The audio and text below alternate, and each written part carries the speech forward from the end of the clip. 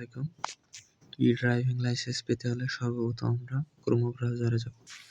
তারপরে ই driving licence লিখে search দিব।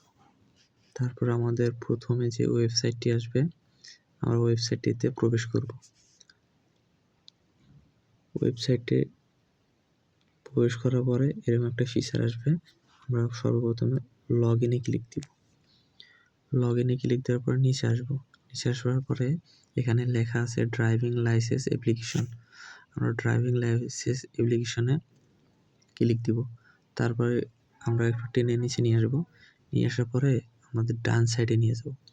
ডান সাইডে স্কিপ করার পরে এখানে আমরা দেখতে পাচ্ছি প্রিন্ট লার্নার,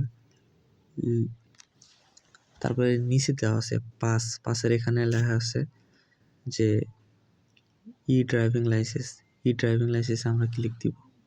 ই ড্রাইভিং লাইসেন্সে ক্লিক দেওয়ার পরে এখানে আমরা ডাউনলোড করে নিব। ডাউনলোড হয়ে যাওয়ার পরে আমাদের এখানে ডাউনলোড হয়ে গেছে অলরেডি।